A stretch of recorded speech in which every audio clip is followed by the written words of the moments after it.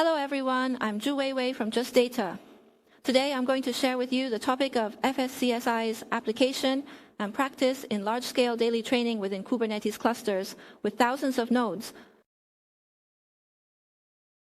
I'm Zhu Weiwei, a full-stack engineer. I'll discuss data storage challenges in large model training, FS's responses, and optimizations in large-scale clusters. Well, today I'll be sharing on a few aspects. First, the data storage challenges encountered in large model training. Second, how FS responds to these challenges.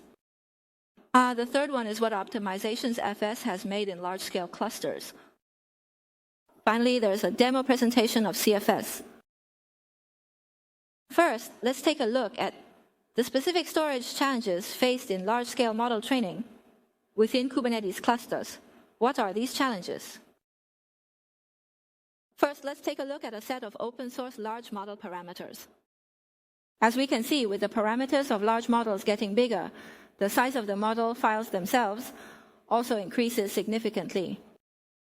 As we can see, with the parameters of the Llama 3.1 model reaching 405 billion, its model size has already hit 231 GB, and that's just the size of the model file itself. For large model training, the datasets used for training are also significantly larger. It will be much larger than this.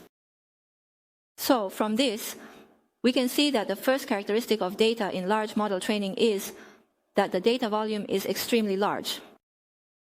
The second one is, we all know that AI training is the biggest one we've ever encountered. The biggest cost resource is GPU resources. Many companies will build their own computer rooms at the beginning, and offline GPU resources are sufficient to cover small and medium-sized data sets. But as the parameters of the large model become larger and larger, the size of the required data set also becomes larger and larger, and the GPU resources of the public cloud. There are more and more flexible resources. Therefore, it is inevitable to choose public cloud GPU resources. More and more companies, in order to further reduce costs, will choose multiple cloud platforms to further disperse GPU resources. And data storage will naturally need to adapt to this diverse architecture. The third characteristic of the data is that different types of AI training require different types of data. Some AI training needs small files, like small images, while others require large files, such as large audio and video files. In light of these data characteristics, the challenges we face include, first, cost control. As mentioned earlier regarding the multi-cloud architecture, users often have to transfer data back and forth between multiple cloud platforms. And this repetitive data copying adds to the time costs, which further increases the operational cost of GPUs. Secondly, many data scientists encounter issues with reading and writing large files when exploring new models. The interface requirements for handling these large files are very important. Another point is that many businesses now have high requirements for data security. Well, then there are the storage challenges encountered in large model training within Kubernetes. In addition to the data security and data consistency issues in a multi-cloud architecture that we just mentioned, the elasticity of data in flexible environments, especially in serverless environments, is also very important. So how does FS respond to these challenges? First, let's take a look at what FS is. FS is an open source distributed file system designed for cloud environments.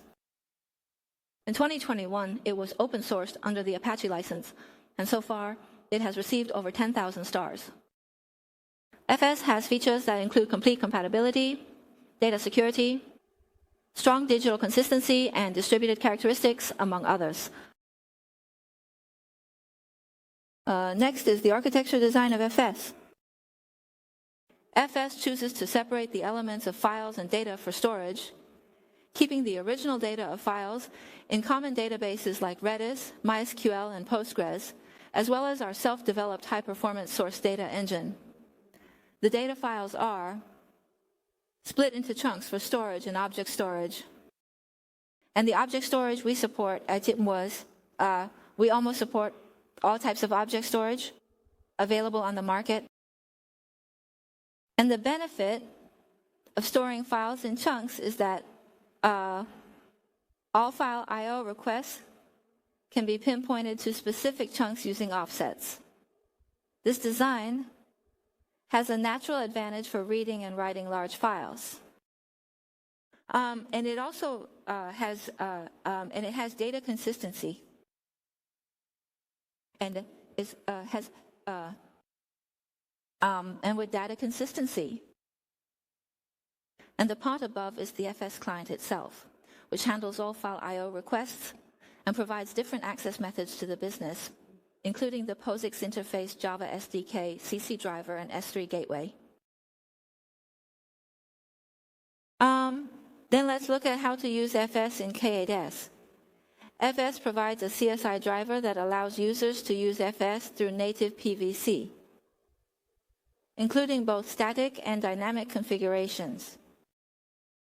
Static configuration is done by the administrator creating a separate PV for the application, and then the user just needs to create a PVC and declare this PVC in the neon port to use FS in the port. As for dynamic PV, the administrator no longer needs to create a PV for each pod, but instead creates a PV template storage class. Users can still create a PVC just like with static configuration. Then during operation, the system will automatically create the corresponding PV. How does FS actually run in K8s? This diagram shows that after our CSI driver receives a mount request, it will create an independent pod to run the FS client. The benefit of running the Fuse client independently in a pod is that, first, it completely decouples from the CSI driver component, so subsequent restarts and upgrades of the CSI will no longer affect the operation of the Fuse client. Another advantage is that it can support managing the Fuse daemon process using the K8s model. It's more intuitive. Another point is that in a serverless environment, there's a significant characteristic. It doesn't have a concrete concept of nodes, so it can't run a daemon set on nodes, which means the CSI node component can't be used. In this situation, the solution we adopted is to run a webhook in the CSIA controller, similar to an IPS server, which the API server calls when creating a pod. Like initiating a request through a webhook and then injecting sidecar into the application pod where the FS client runs. This way, the FS client can operate in the same pod as the application container, sharing the same life cycle. This is the operating method in a serverless elastic environment. Next, let's look at the data security of FSPVC, which mainly consists of three parts. The first is data isolation. For dynamic PVCs, the data is stored in different directories by default. Another thing is that FS supports data encryption. Users can set up encryption in the secret with a private key, allowing them to use FS's data encryption in K8s. Another aspect is access control. Users can set the UID and GID within the pod to manage file permissions. Furthermore, they can achieve even more granular permission control by setting ACLs. Next is data expansion. So FS itself is based on object storage, which means we don't have a capacity limit. We've developed a logical management system for digital data space based on object storage. So when users are using this, they can directly specify it in the PVC. The value of the storage class corresponds to a quota setting of JuiceFS. And digital expansion is also very simple. You only need to modify the storage value of the storage class of the PVC through the control to expand the data. Another point is about data consistency in a multi-cloud environment. We provide a feature called a mirroring file system, which allows users to access the data across different cloud platforms. This means that users can read the data from various cloud platforms. Then the mirroring file system can synchronize data asynchronously from the original file system to the object storage. Additionally, it can use the element engine to then the mirror file system can synchronize the data in the object storage through an asynchronous synchronization asynchronously from the original the original file system to synchronize the data. The other one is to go through the elemental engine, periodically synchronize the RAF change log. Then in the mirroring file system, the client points to the source data of the original file system for write requests. As for read requests, they can be made from either end, whether it's the source data from the original file system or the mirroring file system, allowing access to the data. This ensures data consistency in a multi-cloud architecture. Another point is that FS also provides a distributed file system, which is a distributed, it's a distributed cache. This is a common deployment method for distributed caching clusters.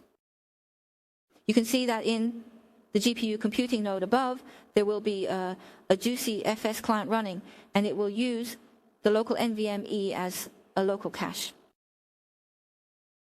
Well, 522, distributed files, distributed cache clusters can be deployed at the proximal end, and then through preheating from the New Year's Day object storage. To cache the data at the edge for use by the clients on the GPU nodes, this is a set of benchmarks for distributed caching.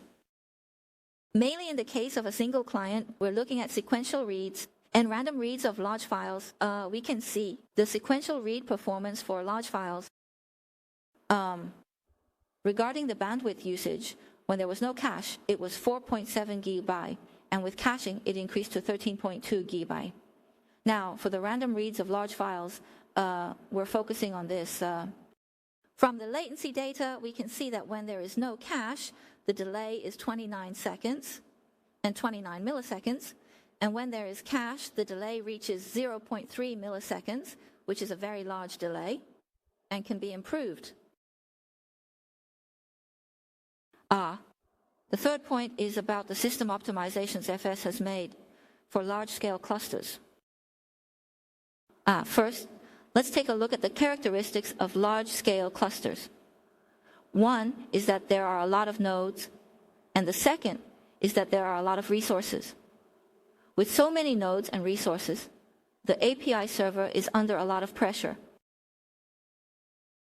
The first optimization we made was visualization.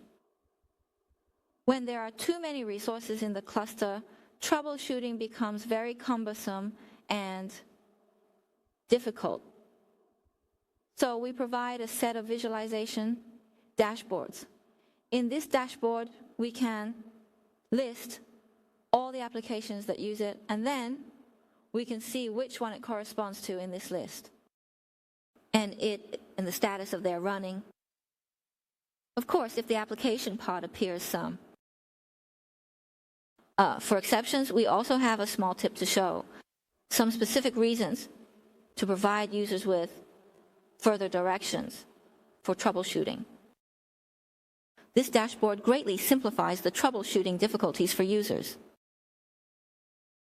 The second point is about optimizing resource kernel performance. For application pods, creating a mount pod for each application pod is very unrealistic and a waste of resources. So, for all the hard pods using the same PVC, we will default to sharing one.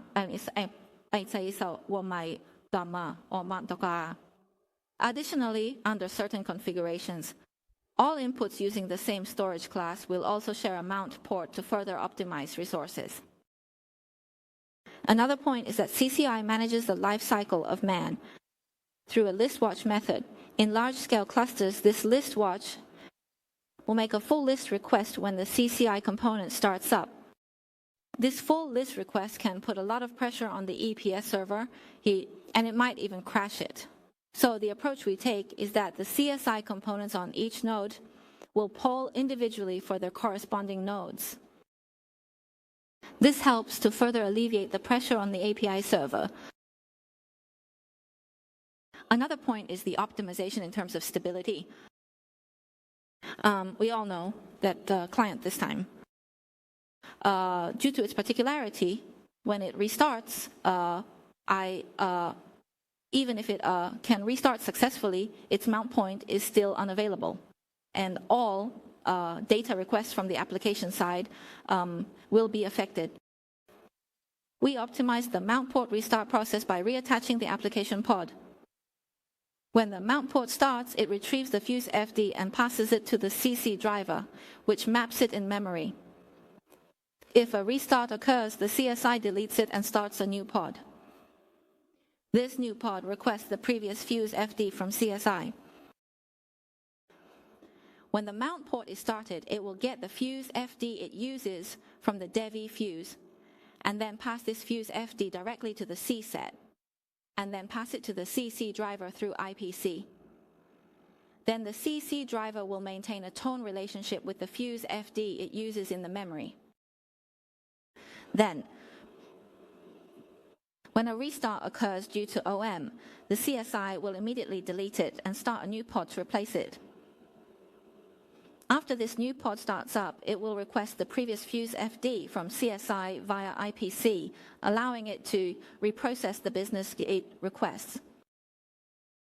Of course, this method means that for the user side, there will only be a brief pause when reading files, which doesn't affect subsequent processing. Corresponding to this is a smooth upgrade. Smooth upgrades are similar to the fault recovery mentioned earlier, but there's a key difference.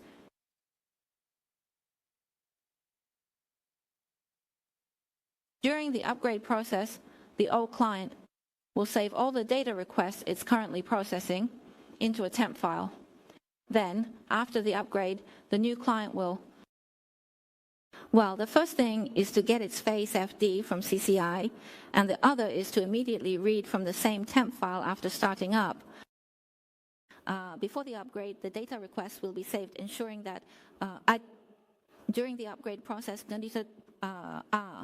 no business requests are missed, thus achieving a smooth upgrade functionality.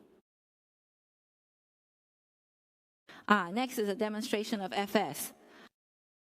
We will mainly demonstrate two parts. One is how to use FS in K-bus, and the other is how much FS can optimize the reading speed for large TUIT models.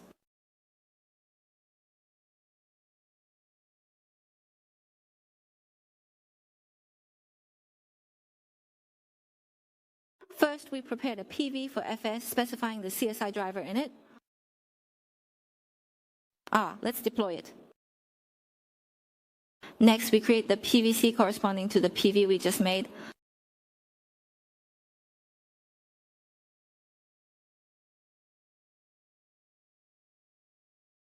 After creating it, check whether the PVC and PV are already bound.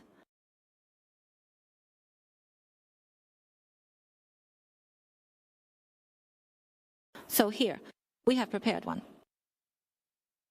Sorry about that.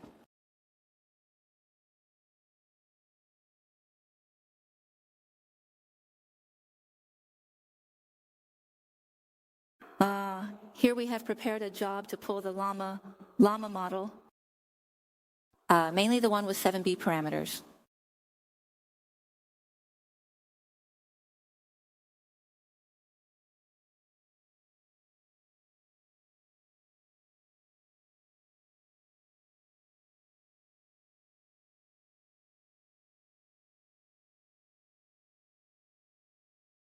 In this job, we specify the PVC that we just created.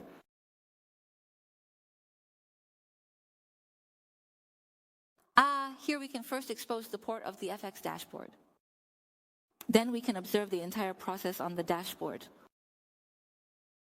The single port is 8088.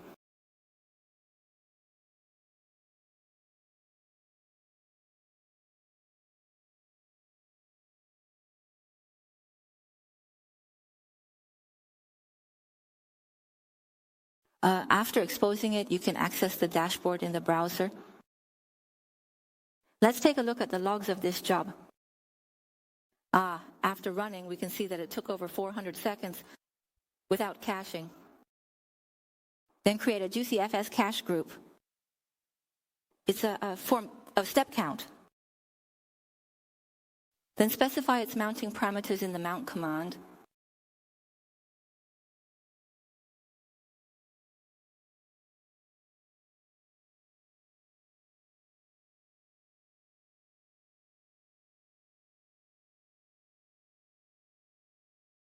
So here we are deploying 3 replicas.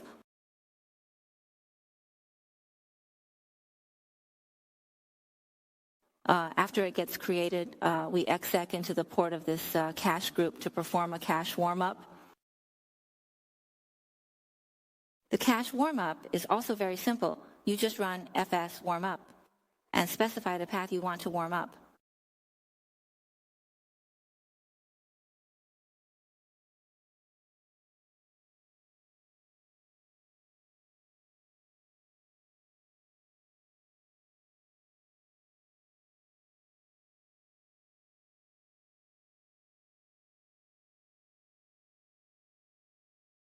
Wow, after the warm-up is complete, while running the same thing just now, the script for pulling the model,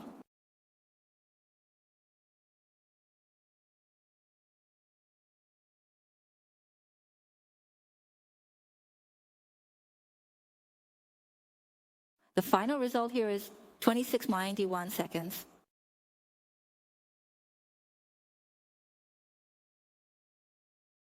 Okay, finally, a summary. First, FS provides complete POSIX compatibility. Another point is that it ensures data security through data isolation, encryption, and access control.